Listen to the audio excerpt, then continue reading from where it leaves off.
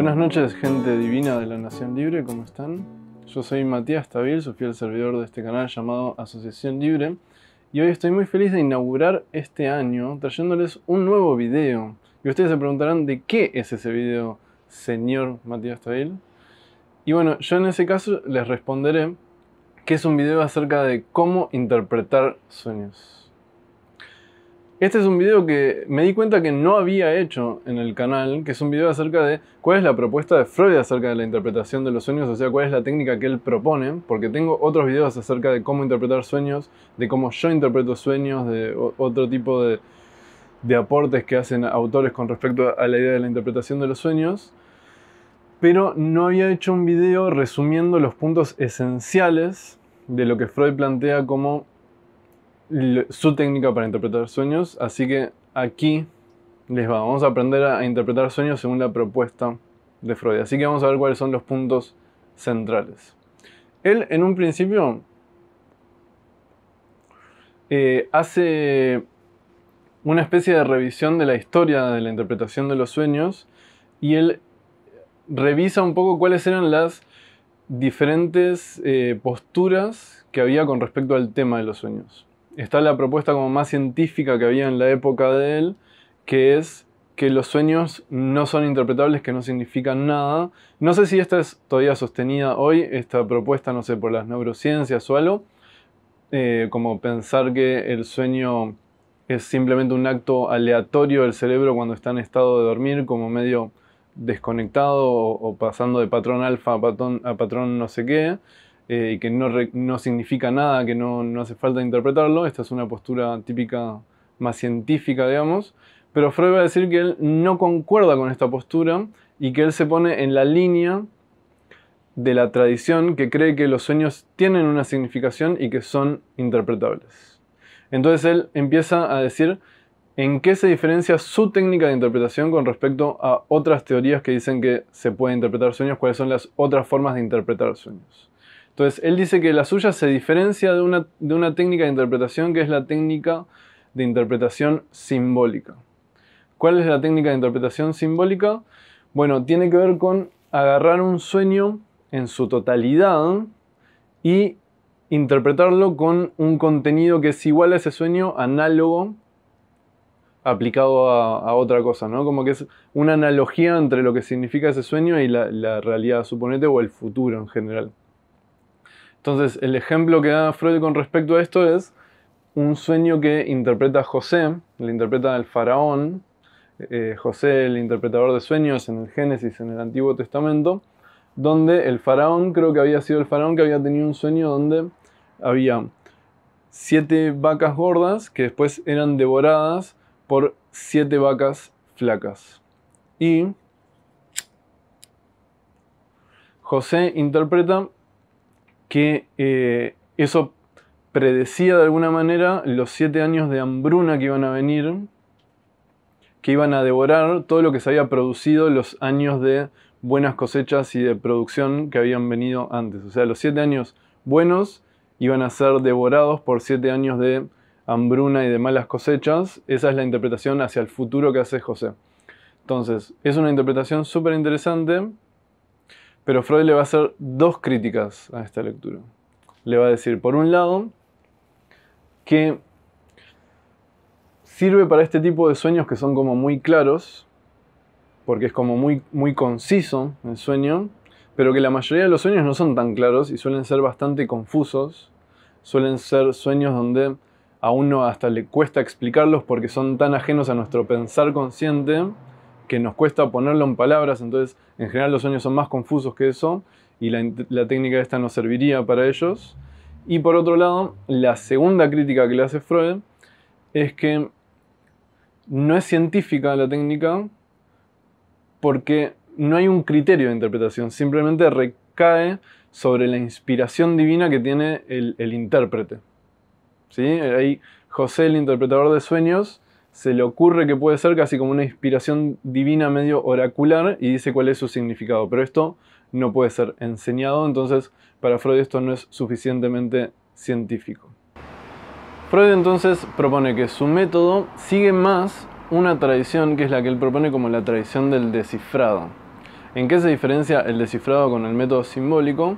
Que no toma el sueño en su totalidad, sino que lo divide en fragmentos.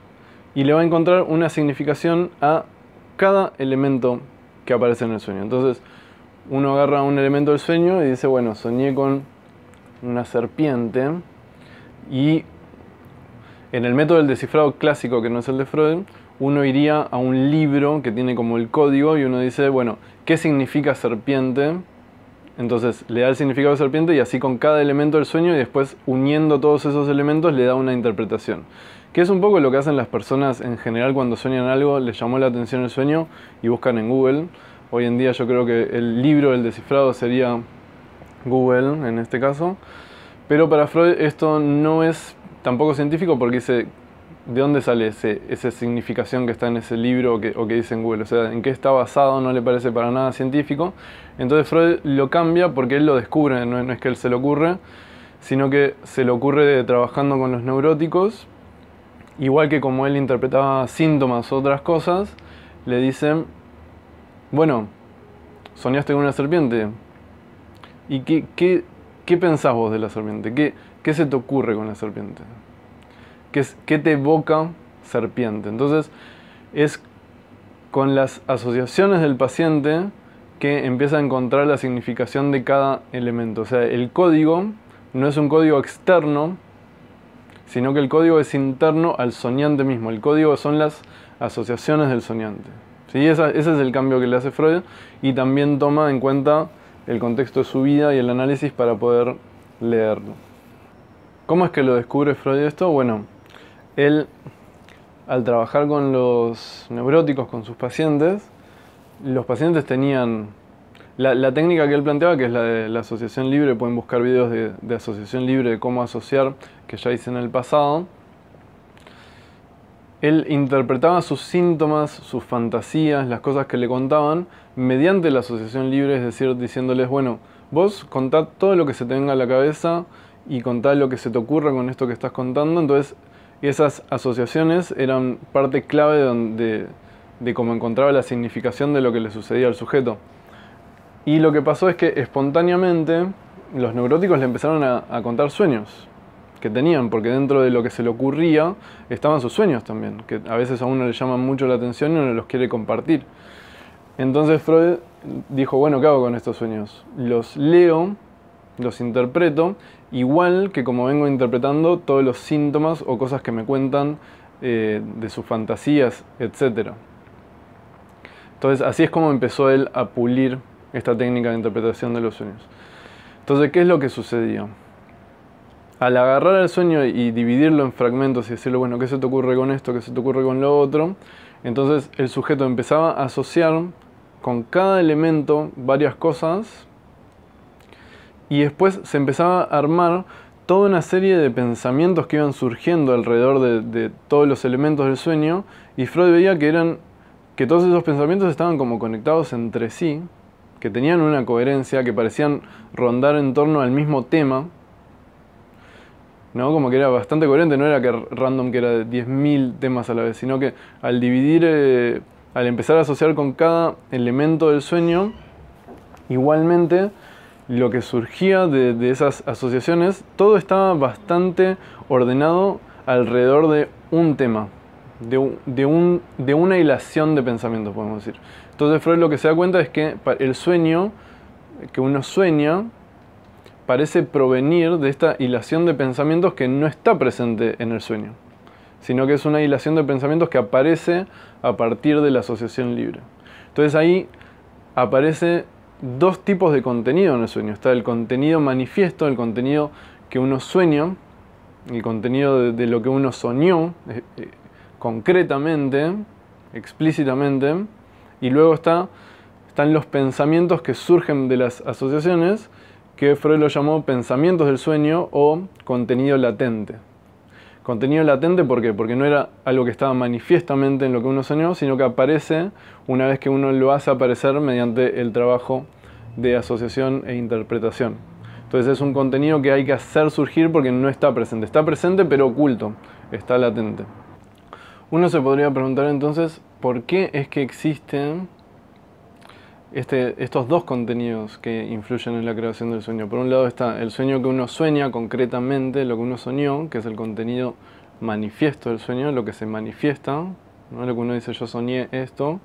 Y por otro lado está el contenido que aparece cuando uno asocia con ese contenido manifiesto, que uno lo va desplegando con las asociaciones, empiezan a surgir todos estos pensamientos del sueño, que Freud llama contenido latente porque no está presente en el contenido manifiesto, sino que uno lo tiene que hacer surgir a partir de las asociaciones. Y uno podría decir, ¿por qué están esos dos contenidos? ¿Por qué no podría aparecer todos los pensamientos del sueño en el contenido manifiesto? Porque hay pensamientos que quedan latentes, ¿no? Entonces, con respecto a esto, Freud da dos explicaciones que me parecen muy buenas, yo coincido con él. Una tiene que ver con la censura, que ahora vamos a explicar, y la otra tiene que ver con el funcionamiento del inconsciente, el funcionamiento de las reglas que rigen el inconsciente, que es el proceso primario, que también vamos a explicar. Por un lado está la censura, que Freud va a decir, estos pensamientos latentes que van surgiendo a partir de las asociaciones, tocan siempre puntos que están reprimidos, puntos que son inconscientes, y justamente como la naturaleza de lo inconsciente, la naturaleza de lo reprimido es que no llega a la conciencia, entonces hay puntos que van a ser excluidos del sueño, que no van a aparecer, pero que parte de lo que tiene que ver con este contenido que no aparece en el sueño, va a aparecer en el sueño de otra forma, sustituido, y la mayor parte de las veces desfigurado, cosa de que la conciencia no pueda detectar exactamente con qué tiene que ver aquello, ¿no? Entonces, la censura es una especie de prima hermana de la represión. Y por otro lado, está el hecho de que el sueño surge de estos pensamientos latentes que son muy del inconsciente, y el inconsciente tiene una forma de funcionar que organiza los pensamientos de forma distinta de como lo organiza nuestra conciencia. Nosotros cuando pensamos conscientemente, nuestra lógica, nuestro psiquismo consciente tiene otras reglas que las que se rigen en el inconsciente.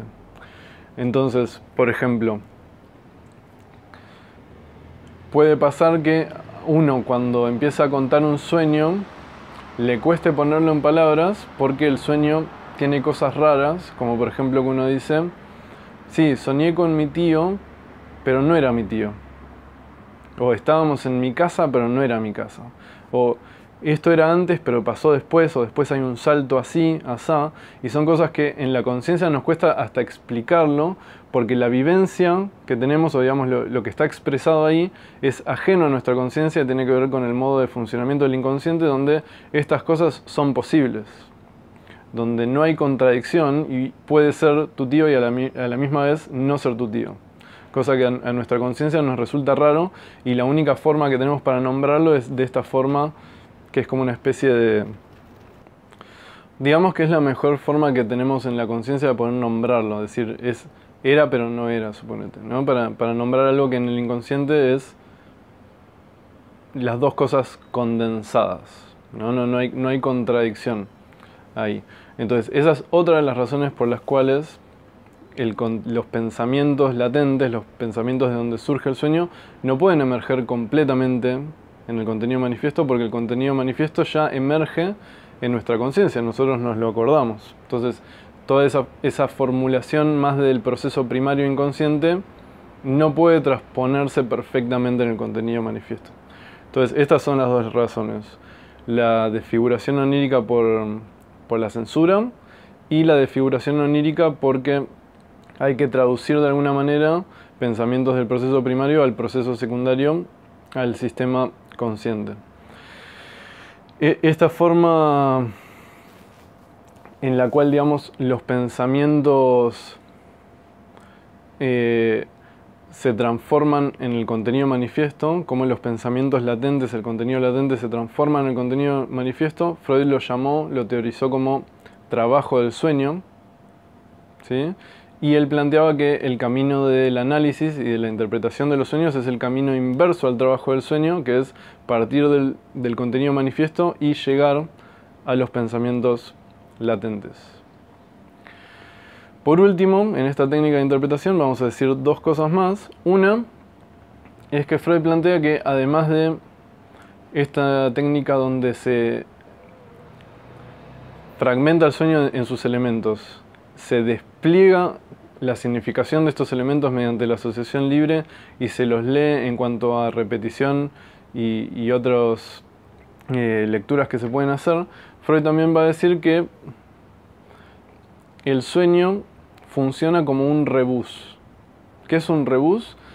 Es una especie de lenguaje parecido a los jeroglíficos, un lenguaje pictográfico, donde hay ciertas cosas que se quieren expresar en cuanto a pensamiento, pero que no pueden expresarse de la misma forma en cuanto a imagen. Vos no podés decir lo mismo hablando que representándolo en una imagen, ¿no? Entonces hay cosas que tiene recursos el sueño donde se ponen articulaciones lógicas.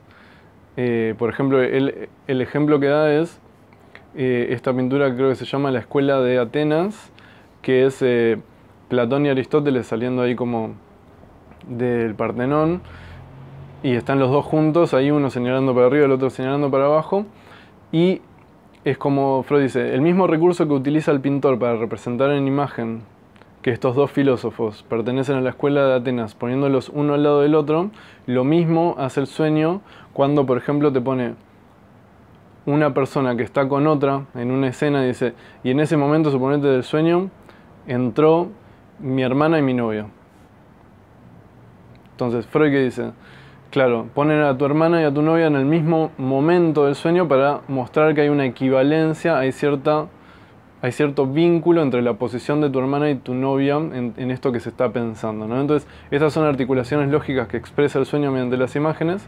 Y por otro lado está este elemento que estaba nombrando recién de pictografía, donde las imágenes deben ser leídas no por su significación, sino por su representación fonemática. ¿Sí? ¿Cómo sería un ejemplo de pictografía? Sería, por ejemplo, cuando uno pone la imagen de un sol y de un dado y no toma la significación del elemento dado o el elemento sol, sino que dice es un soldado. ¿Sí? Es la imagen literalmente, fonemáticamente sumada a esta otra,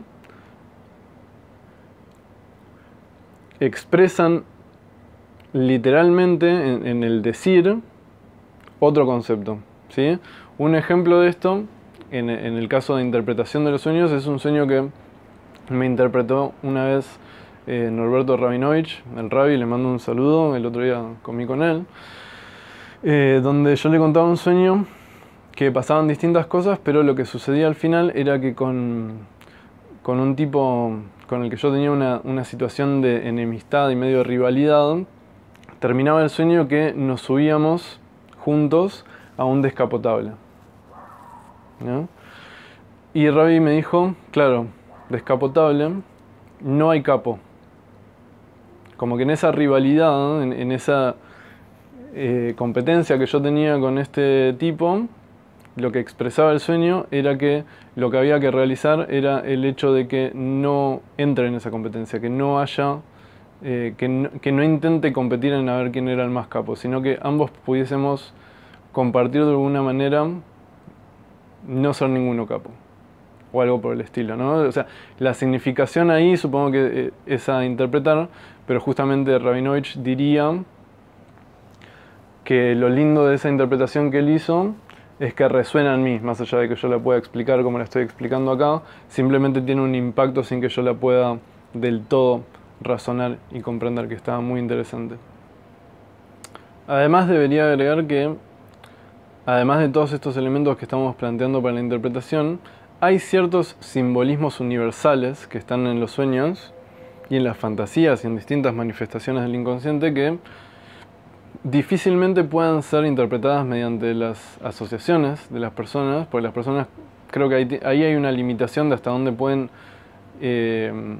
asociar, sino que la interpretación ahí yo sí diría que recae sobre el analista y que son puntos donde se ve una conjunción de elementos que se repiten en varios análisis distintos de varias personas distintas, casi como si uno dijera el inconsciente tiene una especie de lenguaje que hay que saber leer y que uno mediante los análisis empieza a volverse más canchero y decir, ah, bueno, esto puede significar esto otro. Pero esto es bastante complejo, estos simbolismos universales, y creo que lo vamos a tener que desarrollar en otro video posterior.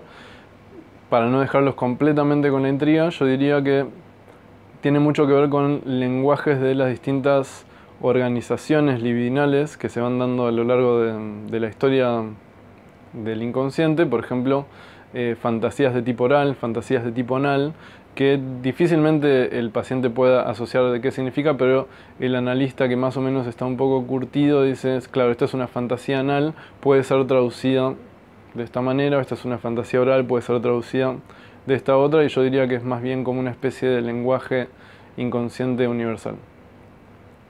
Y por último, entonces, ahora sí, vamos a compartir la conclusión a la que llega Freud utilizando este método de interpretación. Es que él se da cuenta que, aplicándolo a distintos sueños de distintas personas, de sí mismo, que hace muchos, él dice, bueno, lo que yo veo es que siempre que analizo un sueño así, lo que veo es que lo que está en juego, lo que se realiza en el sueño, es el cumplimiento de un deseo.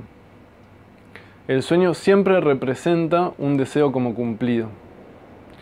Y esto, me imagino, para aquellos que no están que no conocen tanto del análisis, les va a resultar bastante chocante y van a decir, ¿un sueño como cumplido? Ni en pedo. Si la mayoría de los sueños son angustiantes, nunca pasa lo que quiero en el sueño, o en muy pocos sueños pasa lo que yo quiero.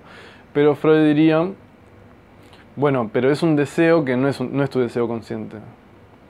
Es un deseo inconsciente que vos no reconoces, que tampoco está dicho claramente en el sueño porque hay que reconstruirlo mediante las asociaciones, e incluso si te lo presento y te digo, bueno, este es el sueño que se representa en el sueño, te va a ser chocante porque es un deseo inconsciente, es un deseo que vos no querés reconocer, que tu yo no quiere reconocer.